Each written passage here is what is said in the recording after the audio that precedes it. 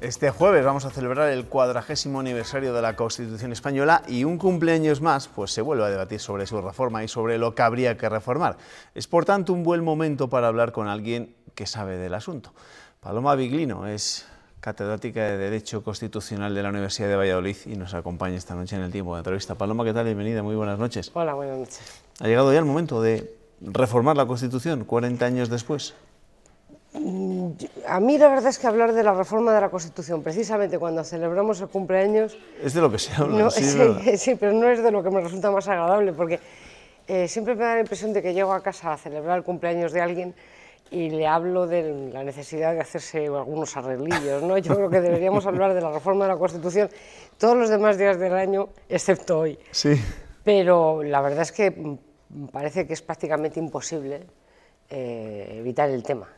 Y entonces, pues evidentemente, a la hora de pensar en una posible reforma, deberíamos plantearnos la profundidad de la misma. Yo creo que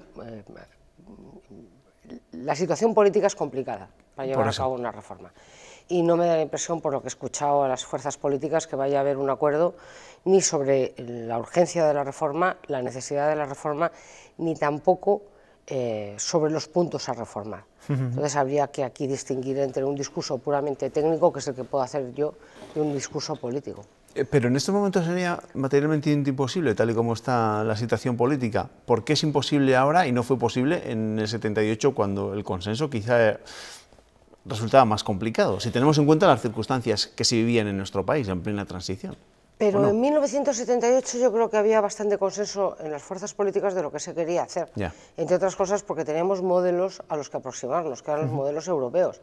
España salía de una dictadura franquista y la cuestión era instaurar un modelo de Estado social y democrático de derecho parecido al que tenían Francia, Italia, Alemania. Yo creo que ahí era relativamente sencillo, y además había urgencia por hacerlo. Nosotros queríamos entrar en la Unión Europea. Europa no nos aceptaba como estábamos, y entonces, bueno, la cuestión era construir un nuevo modelo. Y yo creo que también en aquella época influyó mucho la necesidad de llegar a una nueva forma de organización política, porque había mucho temor.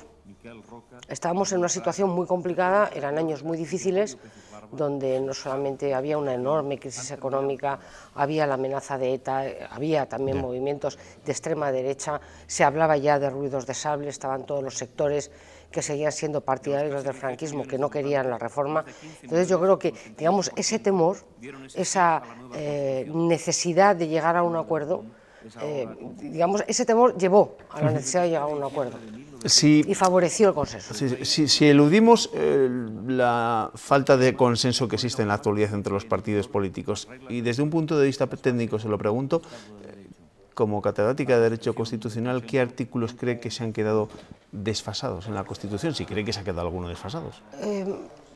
Hay muchos temas que habría que retocar, pero son a veces muy pequeños temas.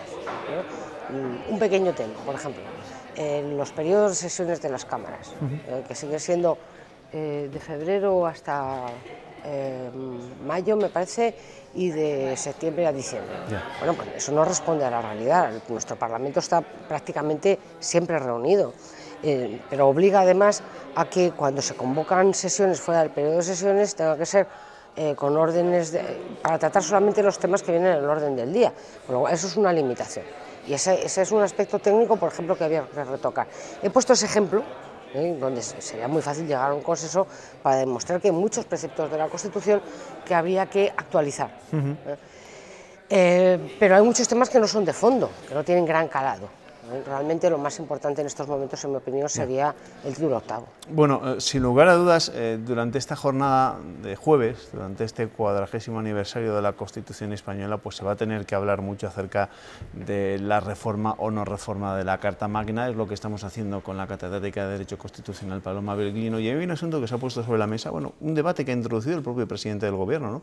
Cuando se le preguntaba si él era partidario de quitar lo de la inviolabilidad del rey, y él ha dicho que sí, que era partidario. Que ¿usted es partidario de hacerlo? Y sobre todo, ¿qué consecuencias esto tendría sobre la figura del jefe del Estado? Vamos a ver, es que, si no me equivoco, y estoy hablando de memoria, la Constitución dice que la persona del rey es inviolable y no está sujeto a responsabilidad. Lo importante de aquí es la sujeción o no a responsabilidad. La palabra inviolabilidad no tiene ningún sentido. También se dice que las Cortes Generales son inviolables. Esa es una declaración de sentido que tiene un sentido político para demostrar la alta dignidad de la corona, pero la inviolabilidad no tiene consecuencias jurídicas. Lo que tiene consecuencias jurídicas es la responsabilidad del monarca. Y entonces yo creo que es inherente a la monarquía parlamentaria. Si nosotros suprimimos la falta de responsabilidad jurídica, permitimos y damos pie a exigencias de responsabilidad a la corona que en definitiva podrían encubrir ataques, como se decía tradicionalmente en la historia constitucional española, arteros contra la corona. Si acabamos, por ejemplo, con la inviolabilidad del rey y encima con el aforamiento, cualquier ciudadano, por evidentemente acciones puramente políticas, podría presentar demandas continuamente contra el rey. Entonces, la inviolabilidad del monarca viene de la época de la monarquía absoluta, pero luego se readapta a la monarquía democrática con la figura de la responsabilidad de los actos del rey por parte del presidente del gobierno y por parte de quienes refrendan sus actos, y luego además por la responsabilidad de la Casa Real de todos los actos que sean jurídico-públicos. En vísperas de esta efeméride, de esta celebración del 40º aniversario de la Constitución española, pues también estamos hablando de partidos políticos, o más bien de lo que ha acontecido en las elecciones andaluzas del pasado domingo. ¿Para usted Vox es un partido constitucional? Yo la verdad es que no me conozco bien la ideología de Vox. No puedo emitir un juicio definitivo acerca de la ideología de Vox. Evidentemente me da la impresión... Porque ayer la misma ministra de Justicia le situó fuera de la Constitución. Pero vamos a ver, nuestra Constitución no parte de una ideología militante. Es decir, para actuar legalmente en nuestro país no hace falta compartir la ideología constitucional. Lo que hay que hacer es no romperla. Igual que el Tribunal Constitucional lo ha dicho en muchas ocasiones, es decir, el problema no es querer reformar la Constitución. Esto se puede hacer en cualquier momento. La cuestión es actuar respetando las reglas del Estado de Derecho. En nuestro país, ni un partido, digamos, de ideología totalitaria o una ideología contraria al pensamiento democrático están prohibidos. No ocurre como en la República Federal Alemana. En nuestro país pueden actuar en la legalidad siempre que respeten la legalidad. Bueno, nuestra invitada de esta noche, además, por su condición de catedrática de Derecho Constitucional, dirige también un grupo de investigación reconocido de la Universidad de Valladolid, que entre otros proyectos ha sacado adelante uno que analiza la crisis de la representación y de los partidos políticos. Y le quiero preguntar por este asunto porque precisamente estos días estamos hablando mucho acerca de esa crisis de representación y de la mala fama que arrastran los partidos políticos. Hoy mismo, en el barómetro del Centro de Investigaciones Sociológicas, ya se situaba como, yo creo que la segunda preocupación de los españoles, por delante incluso que la corrupción. ¿Por qué esta mala fama de los partidos? ¿Por qué esta crisis de representación? Bueno, yo creo que son dos problemas. En primer lugar, el tema de la crisis de la representación. Yo creo que está muy ligado al problema de la crisis económica, que ha producido una profunda desafección de los ciudadanos con respecto a las instituciones, quizá porque se han llevado a cabo políticas que no respondían a las expectativas de los ciudadanos y porque nos hemos visto obligados a desobedecer uno de los mandatos de nuestra Constitución, no completamente, pero sí, evidentemente, parcialmente, y es el mandato de que España es un Estado social. Es decir, ha habido recortes en educación, recortes en sanidad, etcétera, y eso evidentemente ha minado, en cierta medida, la legitimidad del sistema. Pero yo creo que la crisis de la representación, digamos, podría tener arreglo sin ni siquiera reformar la Constitución. Se pueden, dentro de la Constitución, activar mecanismos de democracia participativa, de democracia deliberativa, que yo creo que aproximen más a los ciudadanos. Lo que me parece más complicado es el tema de los partidos políticos. Porque esta desconfianza de los partidos políticos tiene sus riesgos. Claro, vamos a ver, pero es que la cuestión es que yo creo que es una desconfianza más bien ante la estructura tradicional de los partidos políticos, lo que nosotros llamamos partidos de masas que aparecen después de la Segunda Guerra Mundial. Es decir, esos partidos dan la impresión de que están en crisis y están apareciendo nuevos, entre comillas, movimientos, ¿no? Que yo creo que no tienen una ideología tan definida y que tampoco, en mi opinión, son, desde el punto de vista organizativo, no me refiero al planteamiento ideológico, una alternativa tan clara a los partidos políticos, porque lo cierto es que no hay organización que no tenga partidos políticos, aunque se llame como se llame. La gente se une porque sabe que es mucho más fácil conseguir las finalidades en grupo que individualmente. Entonces siempre habrá agrupación, movimientos, partidos, etc. ¿Es esa desconfianza la que genera, pues esos fenómenos como el de Vox, por ser el más reciente? En gran medida sí. Luego también la dificultad que han tenido estos partidos tradicionales para hacer frente a algunos problemas que hemos vivido.